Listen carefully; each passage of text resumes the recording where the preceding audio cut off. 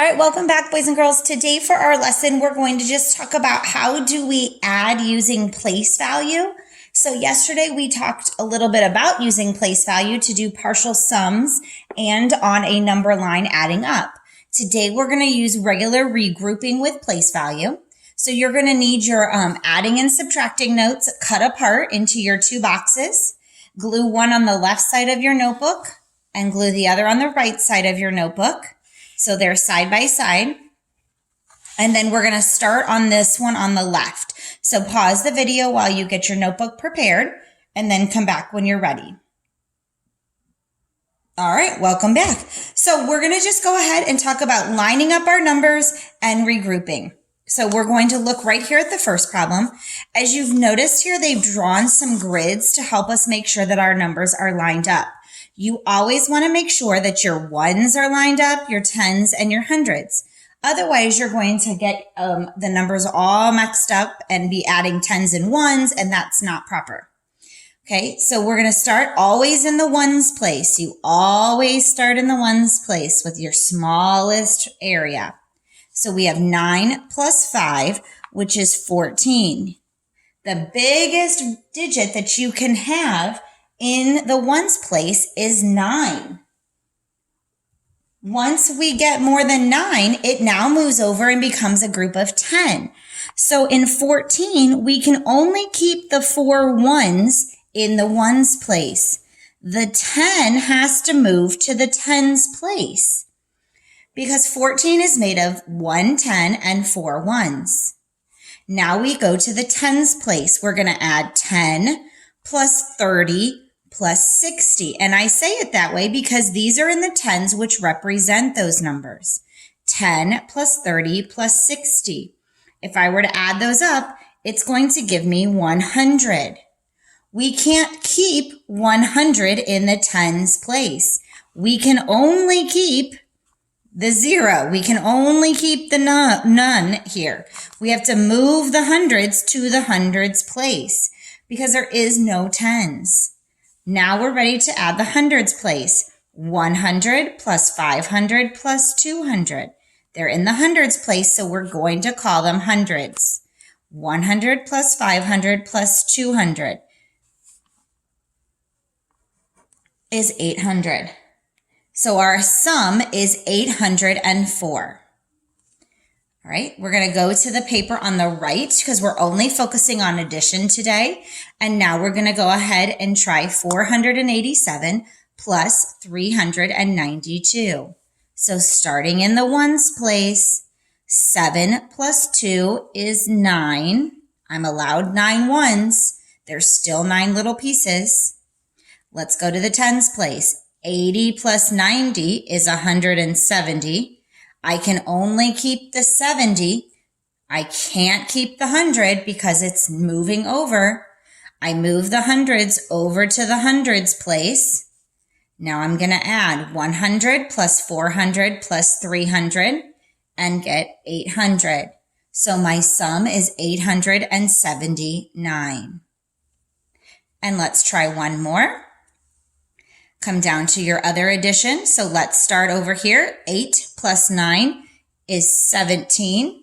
I can only keep 7 ones. I'm going to move the 10 to the tens place. 10 plus 30 plus 90 is going to be 130. I can only keep the 30. The 100 has to go to the hundreds place. 100 plus 600 plus 100 is 800, and now I have 837 as my add-in. All right, now that we've taken notes on our place value, let's go ahead and move over to our big math book, volume 2. So get out your big math book, volume 2, and we're going to go ahead and open up to page 347. 347. Okay, so pause the video while you get your big math book out and you go to page 347. We're going to start up here at the top. We're going to practice these two today, which are going to be like your problems you're going to work on today. If you notice, it says first we need to estimate, then we're going to find the sum. And remember, sum is the answer to an addition problem. When we estimate, we're going to round to the hundreds, okay? Or you can round to the tens depending on how it works. So for this one, let's go ahead and estimate 123. I'm going to round that to 100.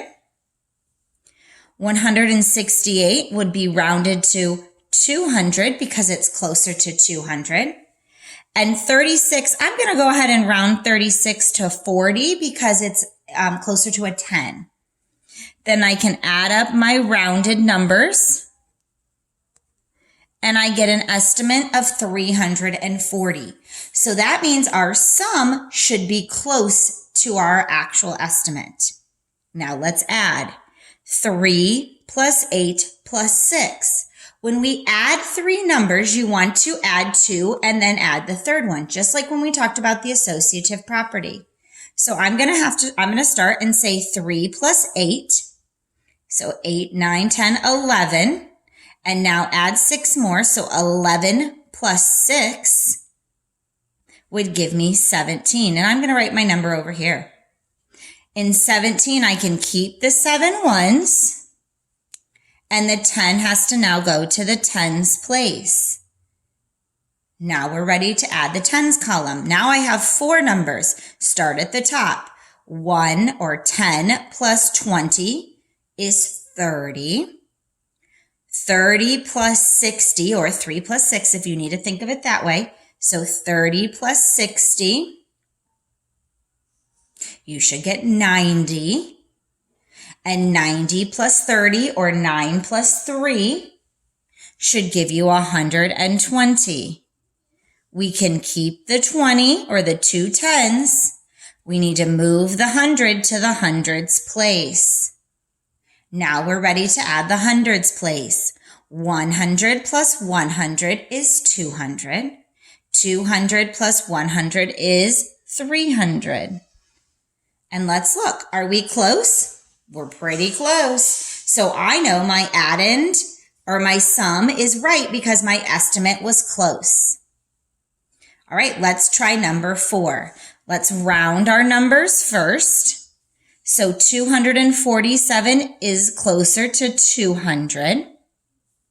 362 is closer to 400. And 149 is slightly closer to 100. Now let's add up our rounded numbers. So we have 0 ones, 0 tens, 200 and 400 is 600, and 1 more is 700. So we have an estimate of 700. Now let's add up our actual addends, starting with the 2 digits at the top first.